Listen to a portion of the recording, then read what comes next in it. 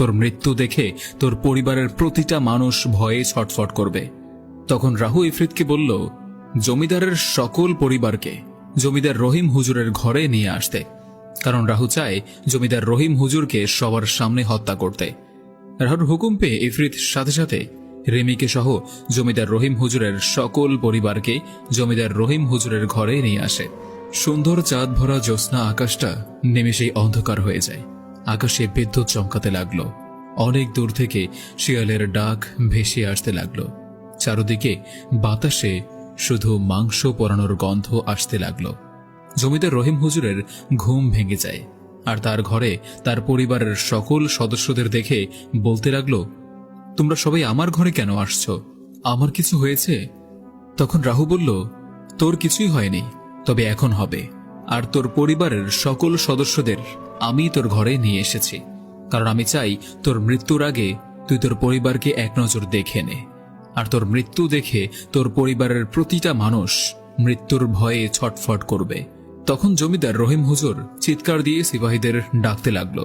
তখন রাহু একটা প্রচন্ড জোরে হাসি দিয়ে বলতে লাগলো, তোর মৃত্যুর আগে তোর সিপাহীদের জাহান্নামে পাঠিয়ে দিয়েছি, আর সাথে তোর এই চন্দ্রপুর গ্রামের সব মানুষকেই পাঠিয়েছি। এই কথা শুনে জমিদার রহিম হুজুর রাহুর দিকে অবাক দৃষ্টিতে তাকিয়ে রয়েছে, আর মনে মনে ভাবতে লাগলো, এই বাচ্চা কি পাগল হয়েছে? এসব কি বলে? তখন রাহু জমিদার রহিম হুজুরকে বলল, কিরে রহিম, তোর বিশ্বাস হয় না আমি যে তোর এই চন্দ্রপুর গ্রামের সব মানুষকে আর তোর সিপাহীদের জ্যান্ত আগুনে পুড়িয়ে ফেলেছি? তখন জমিদার রহিম হুজুর বলল, আগে তুই এটা বল, আমার অন্ধকার কারাগার থেকে বের হয়েছিস কিভাবে?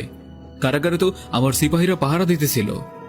এই কথা জমিদার রহিম হুজুরের মুখ থেকে রাহু শুনে প্রচন্ড জোরে একটা হাসি দিয়ে বলল, আরে জমিদারের বাচ্চা, আমি তো বললাম তোর এই গ্রামের মানুষ সহ তোর সিপাহীদের জ্যান্ত পুড়িয়ে হত্যা করেছি, তারপরেও বুঝতে পারলি না আমি কিভাবে বের হয়ে আসলাম?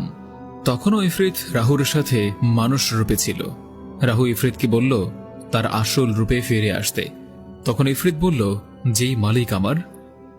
তখন ইফরিত জিন সাথে সাথে বিশাল এক দানবের মতো শরীর ধারণ করল, আর ইফরিত জিনের চেহারাটা এতটা ভয়ঙ্কর ছিল, জমিদার রহিম হুজুরের পরিবারের সকল মানুষ দেখে ভয়েতে পালাতে লাগলো।